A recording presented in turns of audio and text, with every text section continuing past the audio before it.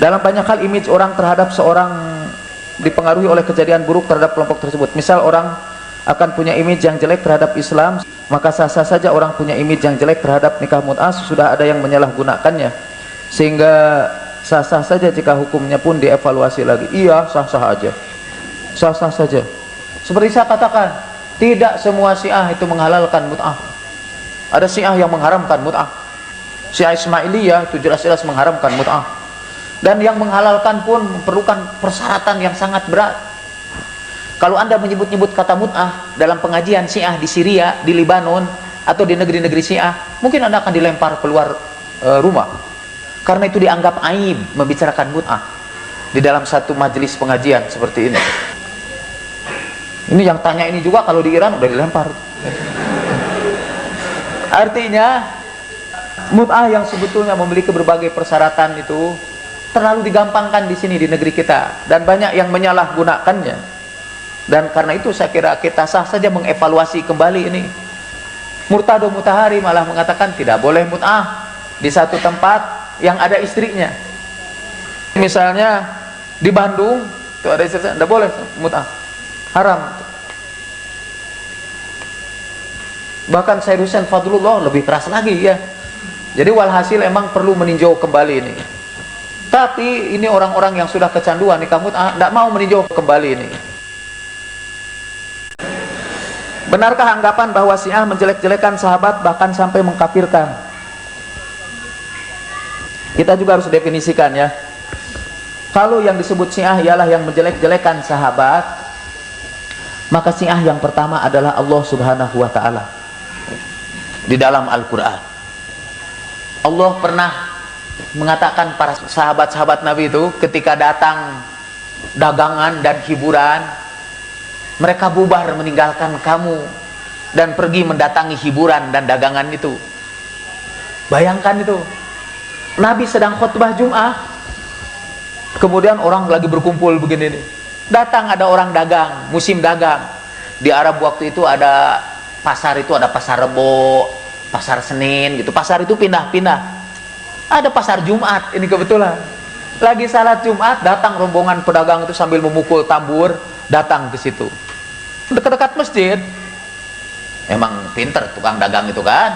Masjid tempat kumpul orang banyak, dagang kan harus di tempat orang banyak.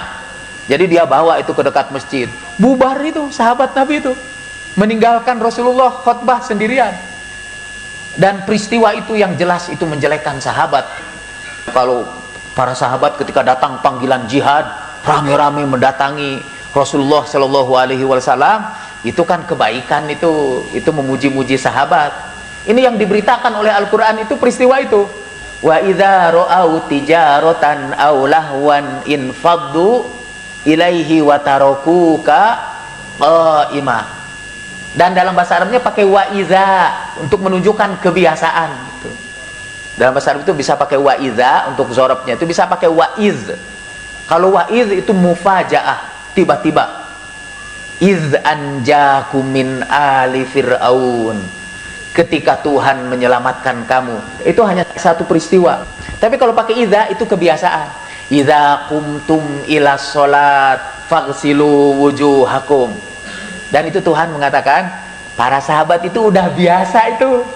Kalau lagi dengerin khutbah, lalu datang tukang dagang bawa hiburan, bubar itu semua, meninggalkan Jumatan menuju ke tempat dagang dan hiburan itu. Idza ra'au tijaratan aw lahwan. Itu Al-Quran menghina sahabat itu. Syiah bener itu. Yang diberitakan Al-Quran bukan bagaimana para sahabat berlomba-lomba memenuhi panggilan jihad Nabi. Di dalam surat At-Taubah diceritakan para sahabat yang mengajukan keberatan karena diajak berjihad. Ada yang berkata waktu itu mau diajak perang Tabuk di musim panas.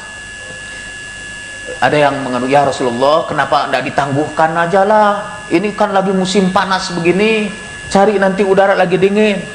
Lalu Al-Quran turun, kata Tuhan, panas neraka itu lebih berat lagi dari panas udara itu. Ada lagi yang mengajukan keberatan kepada Nabi, ya Rasulullah, saya ini orang yang tidak tahan lihat perempuan cantik. Padahal saya akan berhadapan dengan tentara Romawi. yang katanya perempuannya itu cantik-cantik, nanti saya bisa jatuh kepada fitnah, kata dia. Gitu alasannya. Lalu kata Al-Quran, dengan ngomong gitu mereka sudah jatuh kepada fitnah itu. Begitu dijawab semua keberatan itu. Anda bacalah surat At-Taubah. Pernah orang bicara sama Abdullah ibnu Abbas,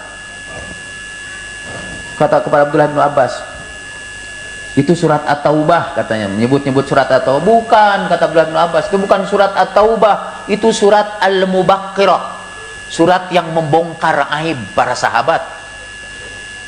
Setiap kali turun itu ayat dalam surat At-Taubah, ada saja aib sahabat yang dibongkar di situ, kata Abdullah bin Abbas. Sehingga setiap kali turun At-Taubah itu kami semua ketakutan bakal dibongkar aib. Untung katanya berakhir itu. Selesai itu surat At-Taubah. Untung At-Taubah tidak sepanjang Al-Baqarah. Kalau kena Al-Baqarah semua kena, kata Abdullah bin Abbas.